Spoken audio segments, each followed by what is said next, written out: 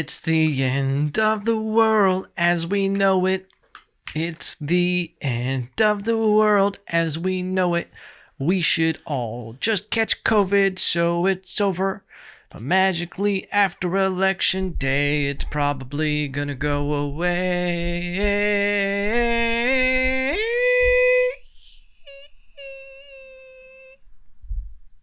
I apologize to whoever's wearing headphones who had to deal with that. Oh, ladies and gentlemen, you know what's a new thing coming down the pipe? Pandemic exhaustion.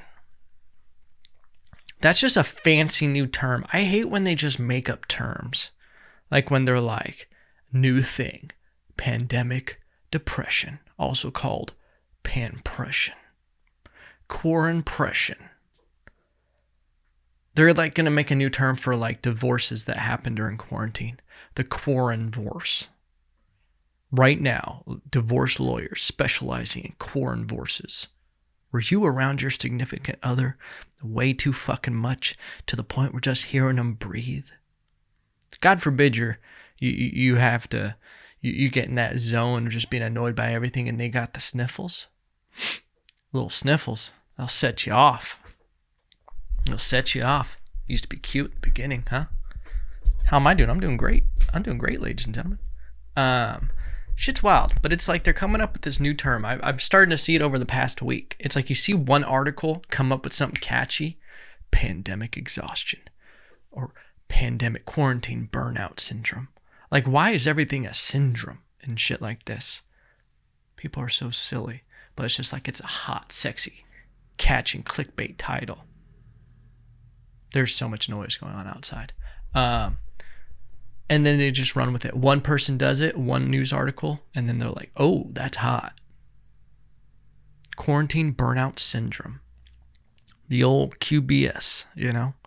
Did you hear about Bob? Got QBS. No longer with us.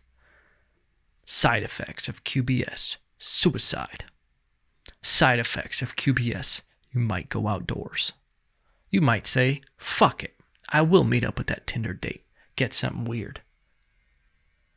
It's funny to think because people always talk about like when people turn their lives around, it's when they think that they only have a certain amount of time to live. You always hear about people who get diagnosed terminally and then they're just like, they flip their life around completely. They're like, I started finger painting, and they just start coming up with shit to do where they're like, I always wanted to tap dance, and then they just become a professional tap dancer, and then like the disease goes away, and now they're like living their best life, not their shadow existence, if you will. That's when you know you should be doing something else, but you don't do it. So you end up doing a shadow career, something more safe and, you know, circling the bowl of what you really want to do. But people are at that point, myself included, past the point of just once the numbers start coming out and everything. And I hate that we started off with COVID. I don't give a fuck what we started out with. I'm not apologizing to you. Okay. But once the numbers start coming out of everything, you start being like, okay, we kind of locked down a little hard. We kind of shut down the whole machine and everything. And then you got politicians playing with people's money and just like not caring about, like they politicized coronavirus so fucking hard. And they were opportunistic. And you see so many people suffering from that. And I always hate when people use fear as a weapon.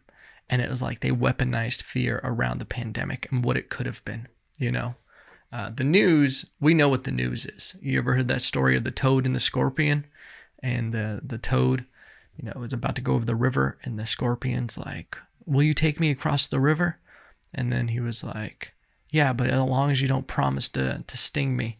And then the toad, the scorpion's like, I won't sting you, I promise.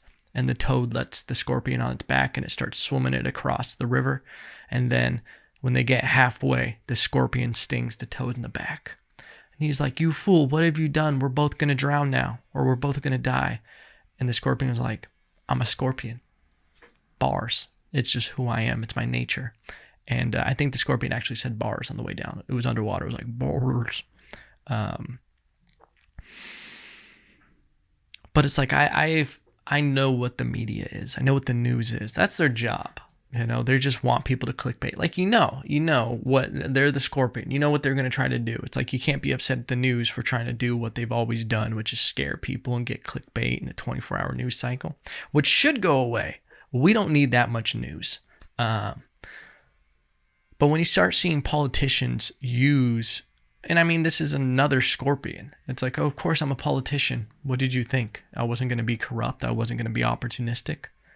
When you start seeing them play tiddlywinks with the American people, it's sad and it's gross. And I hate seeing how gullible people are with political parties. I get gold. I get golded too, I get tricked as well, get hoodwinked. It's easy when you start seeing certain things, and when they put it in certain perspectives, they cut videos to make it seem a certain way. It's very easy to join a side. And I think for some reason, people forgot that we're all on the same side, that we are Americans at the end of the day. Listen, people want to talk shit about America. They want to say, oh my God, the rest of the world's laughing. Hey, rest of the world, go fuck yourself, okay? Because we're the greatest social experiment of all time. And have things gotten a little wacky? But yeah, guess what? At our base of what America is supposed to be, the American dream, this is still the greatest nation on the planet, okay? You want to say everything about our past? Listen, every country has a past. Does it make it okay? No, but that was life. That was reality. Reality isn't okay by your snowflake standards, But as a whole, America is beautiful. Beautiful. The idea, the dream, the liberty that you can come from another country and you can build a life. Someone can go from the bottom of just wanting to provide for their kids and to have a life in America with opportunity and choices, and to be able to do that. And then they have their kids going to colleges. Listen, I know people who came here either illegally or legally, and they worked hard. They became citizens. Their kids, I went to school with them. And then they became college graduates, doctors, nurses, just great people giving back to our society. It's a beautiful thing what America is. And I think, can you just hear this fucking person cutting tile outside? God, I need a professional studio. Soon, ladies and gentlemen. Soon. But I think it gets weird when you have people who, they care so much about, they took our jobs, blah, blah, blah. Like, I think what happens too much is we get too tuned into the news. We get too tuned into the internet and what we're seeing, these articles and these stories. And it's not reality, because reality is the conversations you have with people when you're walking around. I would say 99% of my interactions with people are good. But if you go online, you see it probably starts splitting between, if you read a comment section. I feel like comment sections in like interactions online are like 30% good. There's a lot of toxic behavior. And in general, political years like election years are extremely toxic. And there's friends who, man, they've just gone so far to one side that you're like, man, you've lost sight of the center of balance. And that's fine. I still love them. But it's like I don't know. Shit just gets so weird. And it's weird because like I've really taken a step back from a lot of stuff and just hover over it. Like I'm God or something, like I'm Neo from the Matrix. Hey, I'm not that smart. But I'll just like be looking, like observing, and I'm like, this is so weird. Dude, I saw a thing of Trump. He thought this was going to be a diss. He said that if Joe Biden gets elected, he's going to listen to the scientists. Oh, he's going to listen to what the scientists said. The idea that that is supposed to be a diss is insanity. Insanity. Like, why would you not listen to a scientist on science? Why would you fire your whole pandemic specialist team? when you got in office, and then we have a pandemic a few years later. Here's what I thought was a possibility when Trump got elected. I remember I was living in Texas, and my buddy and I were laughing because we were like, this is insane. There's no way. Like, when it was actually election day, we thought it was going to be a landslide for Hillary Clinton because the polls, the news, everything said that. And I didn't want Hillary to win. I didn't want Hillary to win or Trump to win. How about that?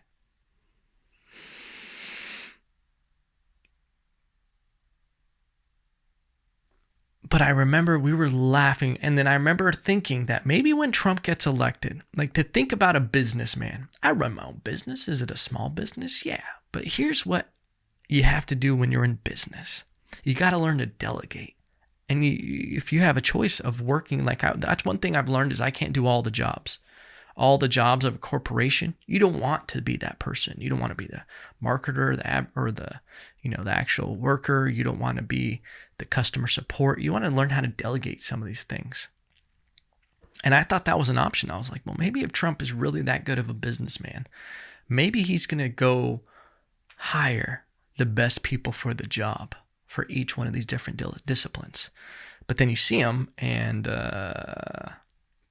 behind closed doors, I don't know what really happens, but he at least takes credit for all the decisions that he makes. And it seems like, man, his ego, went too fucking far, where it's like, he said in this interview, I saw it this morning, that's why I'm talking about this, and I was just flabbergasted. That if he would have listened to the scientists, we would be still in a lockdown. He's like, but instead, our country is like a rocket ship. It's just going up, up, up. Man, I don't know if that's the truth right now. Is he good at what he does with business? I don't even know. He's good at marketing himself as a polarizing figure. He's good at impressions, in the sense of click impressions, like ad impressions for the amount of ratings he has. He's been killing it for news stations since he's been in office. And I think he cares a lot about that, thinking that all press is good press. But it feels like he just doesn't have that much self-awareness and that much, what's the word for it? Empathy. And it's just, I don't know, he talks like an old car salesman. Everything's like, we have the greatest prices, up, up, up. You ever dealt with someone like that, who like they're just using cliche terms, and you're like, can you talk to me like a fucking human right now? You don't need to try to sell me. Just talk. Let's be humans. Anyway, I didn't want to get too political on this one. I don't really give a shit though. God, I'm so edgy. But yeah, I just thought that was weird. That was such a weird thing, that this is the place, like, and at the rally, everybody was cheering. Like, they were like, yeah, fuck the scientists. And I'm like, oh no, we're in idiocracy. All across the board. Listen, I don't even know if I'm in the center, because that's gotten cliche to say. I get that we're a two-party system, but like, man, we need something else to come in. We need a super team.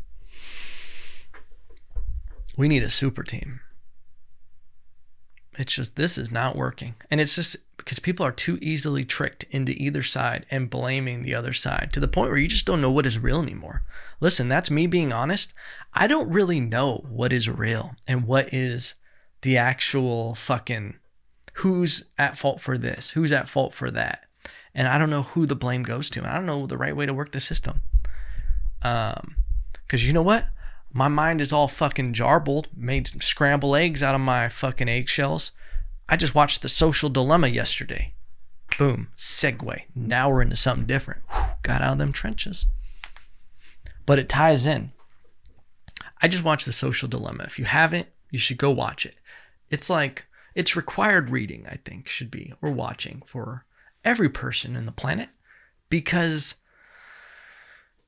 it was so eye-opening. And it's like, social media is bad. You know it.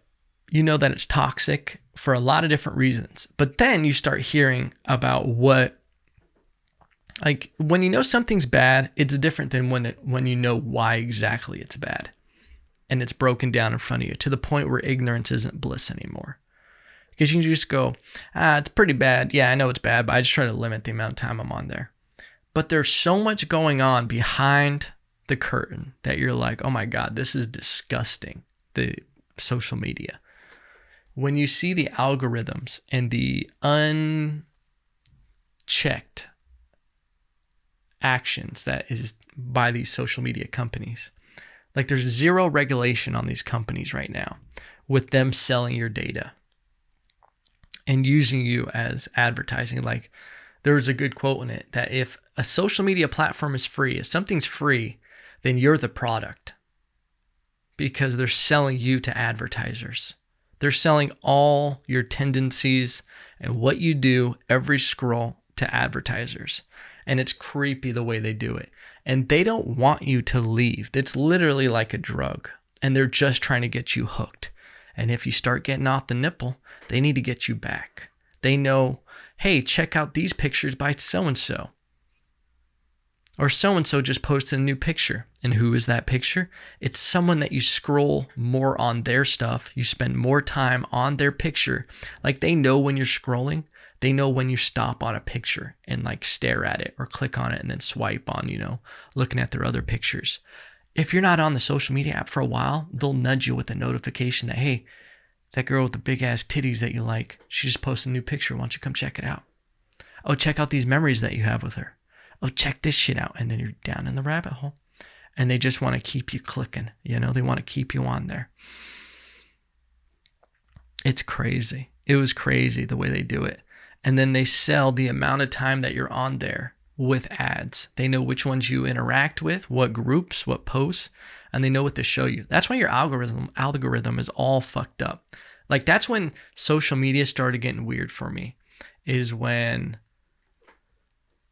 I know things stopped going in order, when it wasn't like your timeline was your timeline. They were hiding certain things, showing certain things. I was like, man, why is this shit always here?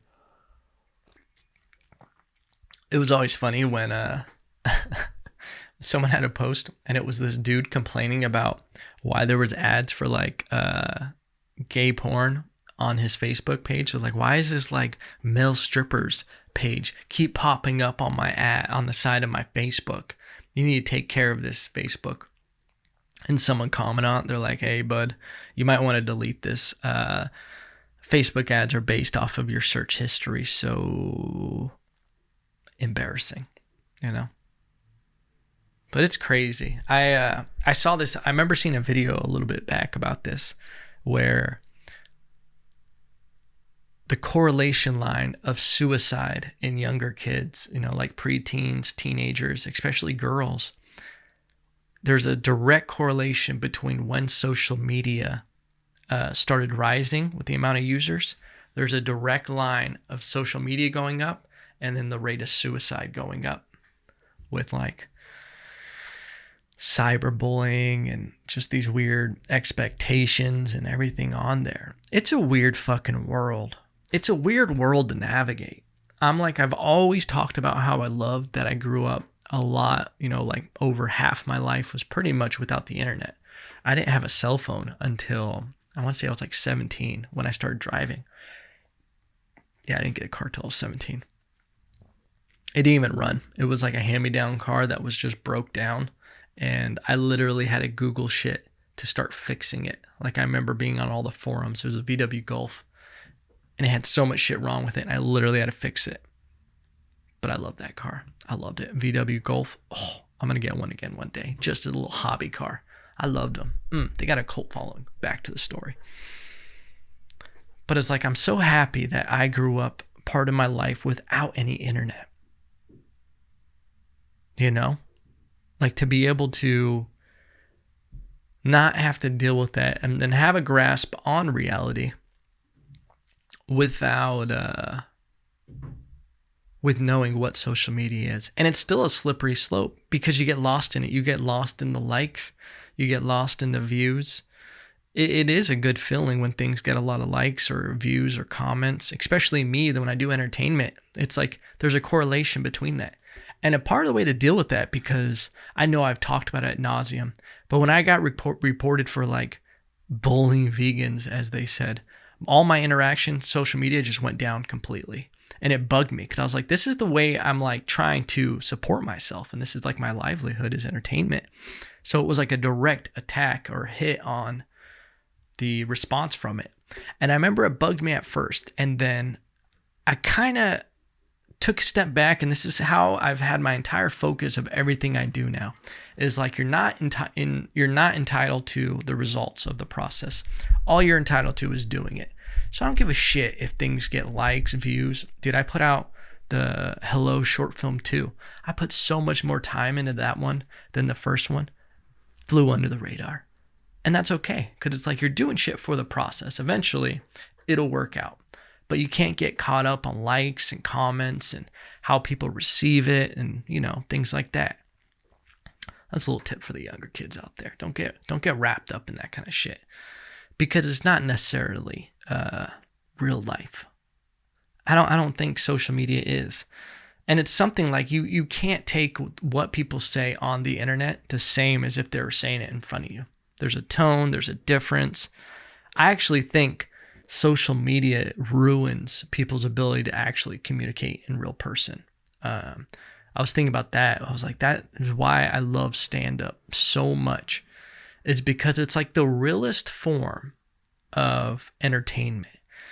You know, I did a lot of music, and it's cool to put out a video or a song and then have people write you that like, oh, I've been listening to it, I love it so much, blah, blah, blah. That's all cool and everything. But there's something about being in front of an audience, like a live performance, and getting a direct response in front of people. Like, it's completely different than getting some kind of response from something online. And I think that's huge. And that's something that it sucks. And I think if we're going to talk about quarantine depression and all of that, quarantine, that's something I think a lot of people are dealing with, is the lack of human interaction, which is dangerous. We are like, if you've read the book, I think it's called Tribe. It's a great book, and it talks about how we're tribal by nature. And a huge thing is people and animals in isolation don't flourish. Trust me, kid. I was a homeschool kid. There's nothing good that comes from isolation. And I'm so, you know, when I started going to school and everything, I like broke out of that. And I was like, I'm not being a fucking weird homeschool kid. I'm not going to hold eye contact and just breathe too heavy around people. But it's true. And I think that's something that people struggle with. And I think that's also what's affecting everybody's mood in the toxic levels of people online, is because they have so much pent up shit from being stuck, you know, at home. For a lot of people, they're still like, I don't know if anybody is just back to normal, you know, doing they're all the regular shit. Like the whole country, I think, is kind of stopped. Except for Texas. I'll be there next week, huh? Actually, I'll be there this week. I'll be in Texas on Wednesday. Yeah. I think that's a huge thing, is people, I think it was a bad timing.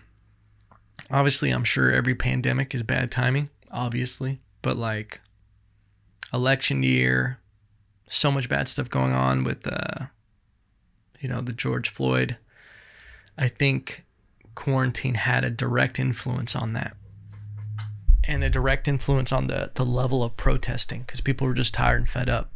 You know, though, like, I'll be honest, I support protesting. You know, people don't think something's right, you should be able to voice your opinion. That's also one of the great liberties of our country. So while you're sitting here talking shit about America and our country, you literally are given that right to express your talking shit of this country and allowed to protest, the greatest country in the world. In other countries, there was a story about I want to say in Iran or Iraq, Olympic wrestler was hung in public because he just showed up to a protest, peacefully protesting. He was just there walking with them, and they hung him as an example because they knew he was of higher status and that he would influence people. So he did nothing wrong. All he was walking down the street with protests, and they hung him for it. So when people want to start talking about control and all this stuff, you get so lost down the rabbit hole around people who have the same opinion as you, and you go so far from reality that you lose perspective. And it's like, man, there are so many worse places to be in the world than America. It's pretty crazy. You could be in China. You could be in China. You ever seen those the wet markets in China where a lot of people say that the coronavirus came from? Even if it didn't come from the wet markets in Wuhan, just touring those, the lack of empathy for animals and just humane ways of, I mean, I get it, it's a different culture, but like, it wasn't humane at all. If you think that our factory farming is bad, go to China. Okay, go look at what they're doing out there. That shit was disgusting. Dude, I saw this thing that, dude, China is crazy. They're going to probably come get me now because of this.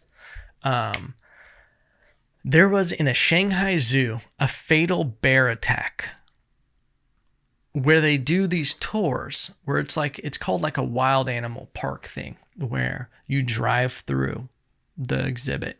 And there's like bears and they come around the car and everything, which is a crazy idea. It's like the modern Jurassic Park. Like, we don't have to worry about Jurassic Park going bad because we have shit like this. Bears are pretty much furry dinosaurs in reality. Like a grizzly bear, pretty much a dinosaur. Can kill you just as hard as a dinosaur could. And they roar as well. You ever hear how terrifying a bear roar is? And they just get up on their hind legs and their mouth just like quivers with, dude, even hearing a bear breathe is terrifying. I'm trying to think if I actually heard this in person or I saw a video of it. That's how fucked up my brain is. I was camping. Was that? No. I think there was a video and it was just the sound of a bear breathing outside of someone's tent. And it was just like,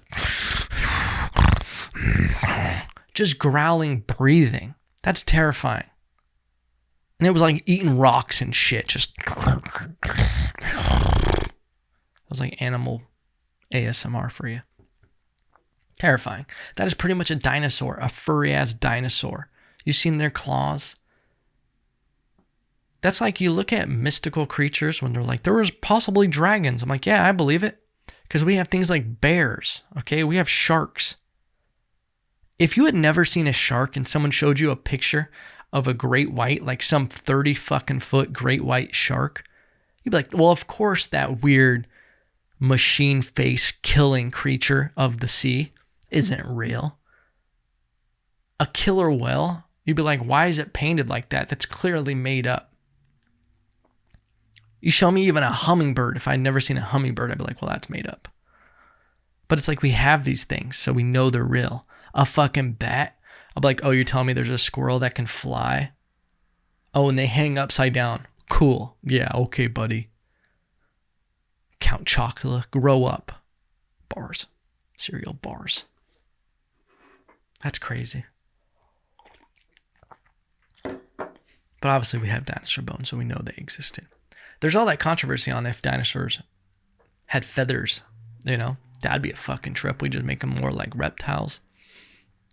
But they really had feathers? That shit's nuts. That shit's nuts.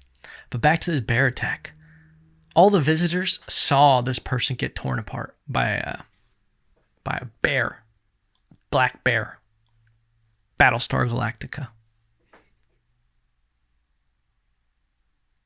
That's what's crazy about China is there was like no regulation. They just do whatever the fuck they want to do in China. They got a great wall and no one's getting through. Someone probably should. Someone's got to do something about China.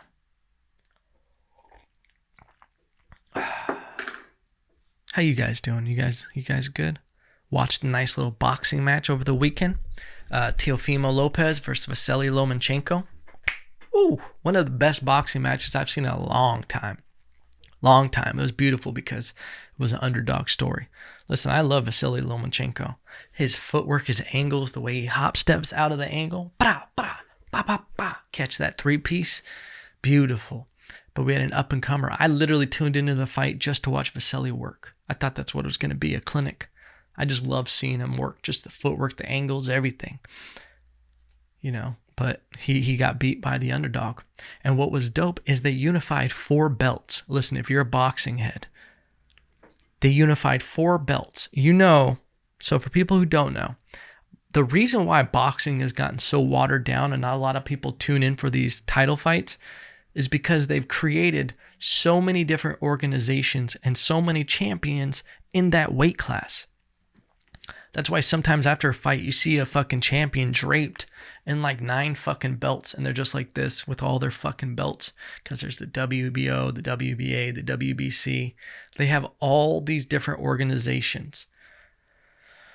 The reason why people tune into the UFC is because there is one belt. You have one welterweight champion. You have one light heavyweight champion. You have one heavyweight champion. But in boxing, across the organizations, it's so watered down that you have like 12 heavyweight champions. And they never want to fight each other because they're scared of risking it, because you get this money and notoriety with being a champion. And this fight this weekend unified 4 different belts. And that's why I respect Vasily Lomachenko, because he knew Teofimo was a tough fight. But he still took it because you got to take the hard fights. It's very rare that you actually see that. You're seeing it a little bit with like Anthony Joshua and the Gypsy King. Why can't I think of his name right now? Also Wilder. They just fought. What is his name? The Gypsy King. Tyson Fury. There we go. Brain farted the shit out of that one. But you're seeing a couple fights where they're actually taking risky fights. But like, I think what the nature of boxing is what has taken away some of the steam from it. The nature of boxing, of where you want to build up fighters slow. It's a big, long career. You get them to position and then you protect your fighter. In the UFC, you see a higher turnover of champions and fighters because they don't take that approach. The best fighters fight the best fighters, and it's more about entertainment. And I kind of like it. I kind of like it that way. I wish they would get paid more, but I like the way of no one's ducking fights. They're not working on contracts. It's more within an organization rather than just these independent contractors that can go fight in all these different organizations. It's nice. But it was a great fight. It's one of the best boxing matches I've seen in a long time. This past weekend. Beautiful. All right, ladies and gentlemen. Going to be in Texas Wednesday. I might try to report. I'm going to report. I had so many strokes during this one. Record an episode before I head out on Wednesday. It's going to be a good time. Going to check out some places. I might swing up, do a spot of stand-up. I don't know yet. It's going to be my first one since the pandy. It's going to be interesting. So much fucking stage rust. I'm going to be nervous as shit, but hey, that's life. And you just gotta take your shot, kid. But I'm excited. I'm excited to deal with this quarantine burnout syndrome. This QBS. It's piling on. Probably going to get COVID, but hey, that's life, kids. I'm quarantining before and after when I get back, just so I don't give it to anybody I know. Wouldn't it be crazy if I predicted it right there? Only one way to find out. Tune in next week to find out, did I get coronavirus? Da-da-da-da-da-da. Even if we catch you, ladies and gentlemen, I still love you.